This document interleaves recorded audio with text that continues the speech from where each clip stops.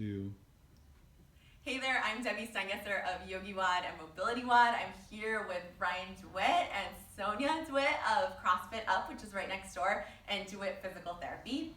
And I'm actually posting this video specifically to respond to one of my yoga students here in Santa Cruz who asked me this week what order things should go in if, let's say, they have an hour to do a workout. So like you do your workout during the day, your lunchtime, your evening workout, whatever. You go home, you eat your dinner, you have like 5 to 10 minutes to do mobility and yoga.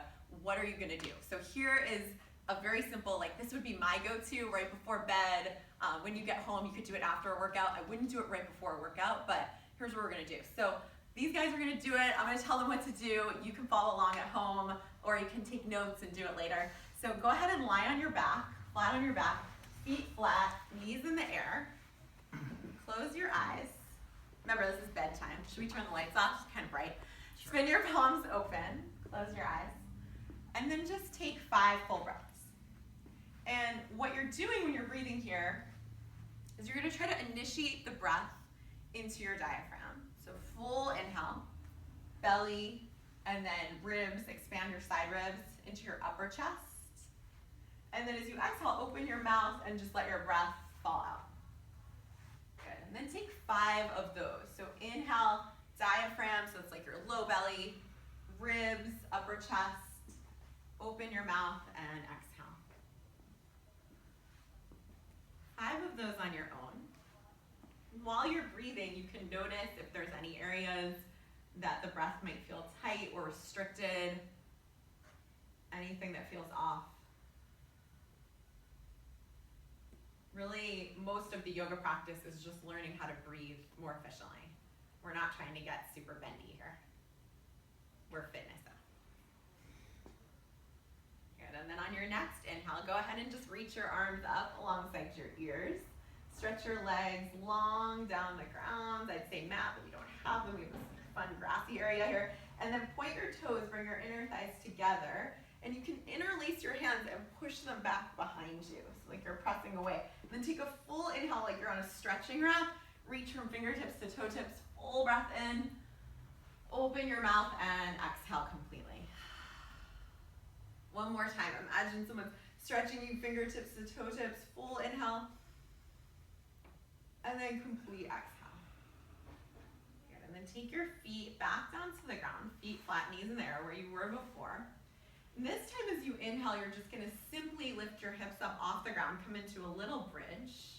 So hips up on your inhale. Good, and then as you exhale, just slowly lower your hips back down. Nice. Take 3 more of those on your own, so 4 total. Inhale, lift up. Maybe hold for a moment at the top, and exhale to lower.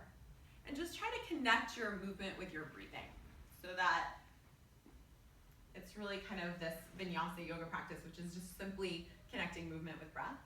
And then as you're doing this, you're gonna imagine that you are hugging a block or a foam roller between your thighs. So you're keeping your legs engaged and the movement is just from your low back. Ryan, take your feet. Your feet were good before.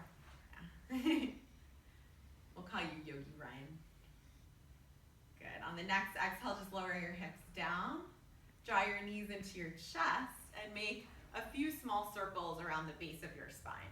So maybe 5 in one direction, 5 in the other. You're just releasing your low back towards the ground.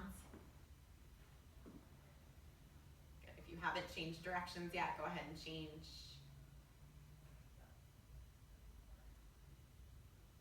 Nice. And then bring your knees back through center. Take your arms to a T or to a goal post. If your shoulders are really tight, you can kind of pad something underneath your shoulders. And then let all your knees drop over to the left side. So knees to the left. You want to pull your knees a little closer towards that left arm. And then you can keep your gaze center or you can gaze over your right fingertips. And then as you exhale, just gently release your right shoulder towards the ground, letting that be weighted. Your eyes can be closed.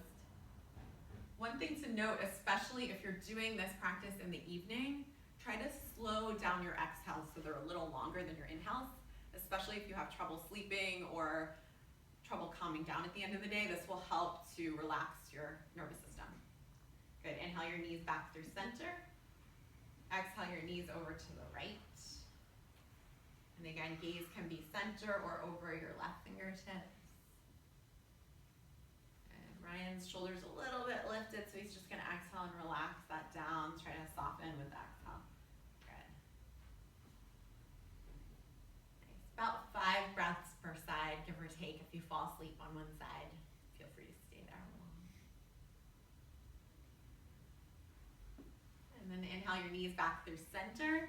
Draw your knees to your nose to your knees. Curl yourself into a little ball, hug in. Good, and then exhale, go ahead and release into Shavasana. You can let your legs come long, arms by your sides, palms turn up. If you're nearby your bed, hopefully your teeth are brushed and you can just hop right in there and call it a night. I'll just leave them there. Namaste.